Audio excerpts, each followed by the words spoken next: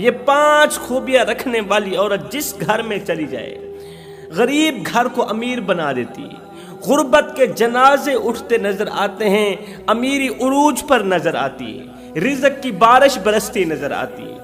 حضرت سیدنا عیسیٰ علیہ السلام کے دور کا ایک واقعہ ہے۔ لکھنے والے لکھتے ہیں کہ حضرت سیدنا عیسیٰ علیہ السلام آپ کے ہی لمبے سفر کو جا رہے تھے۔ جاتے جاتے آپ کا گزر ایک ایسے گھر کے قریب سے ہوا جس کے اوپر رحمت کی بارش برس رہی تھی۔ حضرت عیسیٰ علیہ السلام نے اپنی ان آنکھوں سے اس گھر کے اوپر سے رحمت کی بارش برستے ہوئے دیکھا۔ حضرت عیسیٰ علیہ السلام نے اپنا رخ اسی گھر کی طرف کیا جس گھر کے اوپر رحمت کی بارش برس رہی تھی۔ چھم چھم رحمت برس رہی تھی۔ جب آپ اس گھر کے بالکل قریب گئے تو آپ نے غور کیا کہ اس گھر کے دروازے پر شیطان کھڑا ہے، گھر کے گیٹ پر شیطان کھڑا چیخ رہا ہے، پکار رہا ہے۔ اس کے چہرے پر گھبراہٹ کے آثار ہیں، شیطان کے چہرے پر پریشانیوں کے آثار ہیں، اور کافی دیر کا وہاں کھڑا چیخ و پکار کر رہا ہے۔ جب حضرت سیدنا عیسیٰ علیہ السلام شیطان کے بالکل قریب گئے تو عیسیٰ علیہ السلام نے فرمایا، او شیطان، بتا تو صحیح تیرے یہاں کھڑے ہونے کی وجہ کیا ہے؟ یہ تو نیک لوگوں کا گھر ہے، یہ تو متقی پرہیزگار لوگوں کا گھر ہے، یہ تو وہ گھر ہے جس گھر میں رہنے والوں نے اللہ کے ساتھ صلح کر رکھی ہے، ناراض رب کو منا رکھا ہے۔ دیکھ اس گھر کے اوپر سے رحمت کی بارش برس رہی ہے، اور تو اس گھر کے دروازے پر کھڑا ناچ رہا ہے، چیخ و پکار کر رہا ہے، اور تیرے چہرے پر گھبراہٹ کے آثار کیوں ہیں، پریشانیوں کے آثار کیوں ہیں؟ تو شیطان نے کہا، حضرت اندر دیکھیے کیا ہو رہا ہے۔ جب اللہ کے نبی حضرت سیدنا عیسیٰ علیہ السلام 2 قدم آگے چل کر آپ نے گیٹ کے اندر سے، دروازے کے اندر سے گھر کی طرف جھانک کے دیکھا تو دیکھا ایک عورت نماز پڑھ رہی ہے اور دوسری عورت ساتھ میں لیٹی ہوئی ہے۔ ایک عورت نماز کی حالت میں کھڑی ہے، دوسری عورت ساتھ میں لیٹی ہوئی ہے، نیند میں ہے۔ اللہ کے نبی نے فرمایا، میں تو اندر سے ایک عورت کو نماز کی حالت میں دیکھ رہا ہوں اور دوسری کو نیند کی صورت میں دیکھ رہا ہوں، لیٹا ہوا دیکھ رہا ہوں۔ یہ بتا کہ تو کیوں چیخ و پکار کر رہا ہے؟ تیرے چہرے پر گھبراہٹ کے آثار کیوں ہیں؟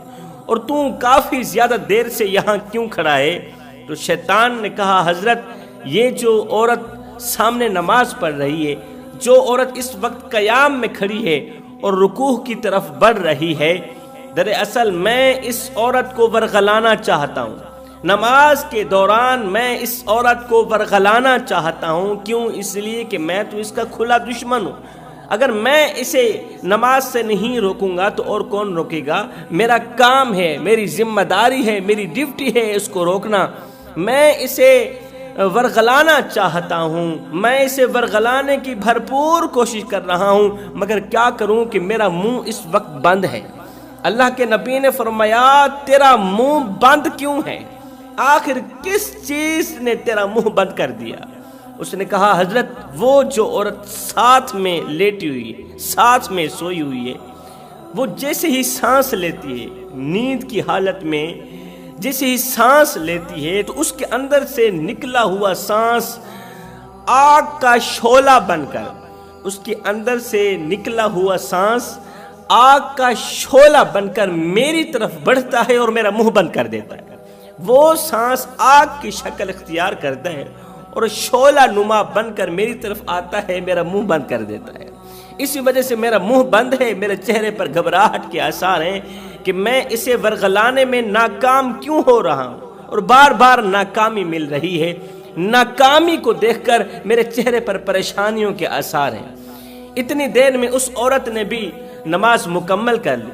جیسے ہی وہ نماز سے فارغ ہوئی تو شیطان وہاں سے چلا گیا۔ تو اللہ کے نبی حضرت عیسیٰ علیہ السلام نے گھر کے اندر قدم رکھا کہ آخر پوچھوں تو صحیح کہ یہ سونے والی عورت کون سے ایسے کام کرتی ہے، کون سے ایسے اعمال کرتی ہے کہ اس کے نیک اعمال کی وجہ سے اللہ تعالیٰ نے اس کے سانس میں اس قدر طاقت رکھی ہے، اس قدر قوت رکھی ہے کہ اس کے سانس کے شعلے نے شیطان کا منہ بند کر کے رکھ دیا ہے۔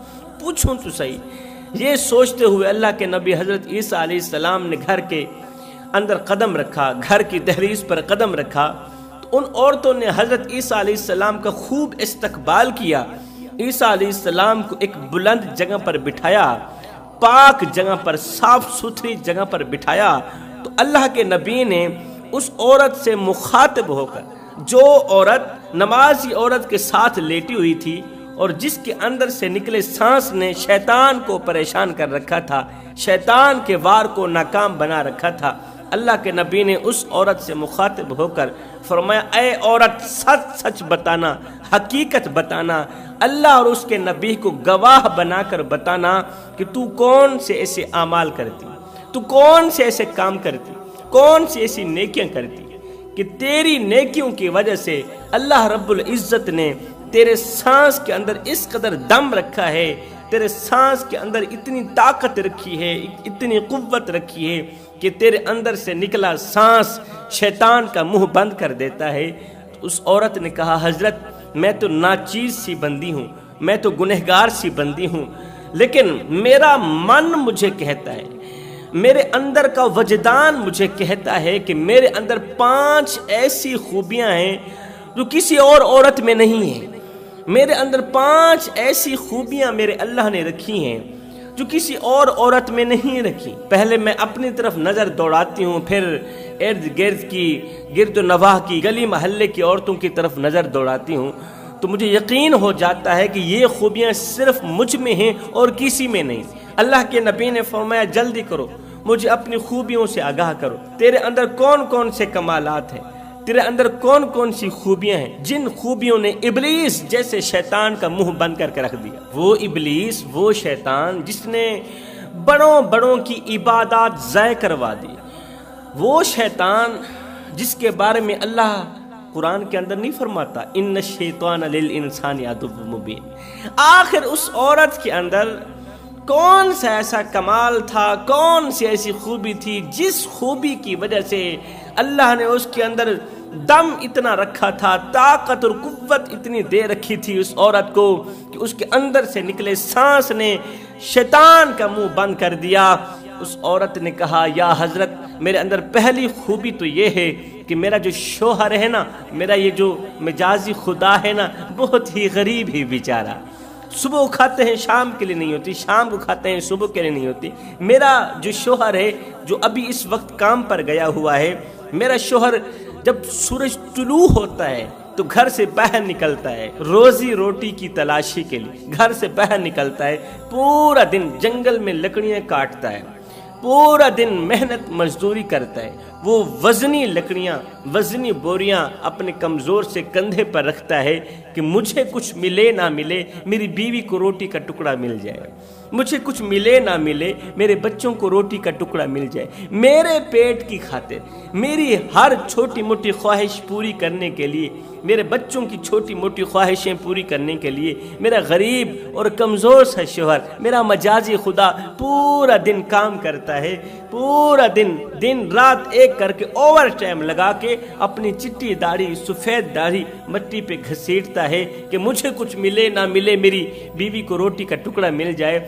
پورے دن کا تھکا ہارا مسافر، تھکا ہارا مزدور، تھکا ہارا شوہر شام کو جب گھر کی دہلیز پر قدم رکھتا ہے، بہت زیادہ تھکا ہوا ہوتا ہے، جیسے ہی گھر کی دہلیز پر قدم رکھتا ہے تو میں اس آنے والے مزدور کا اس قدر استقبال کرتی ہوں، اس قدر استقبال کرتی ہوں کہ اس کی ساری تھکاوٹ دور کر دیتی۔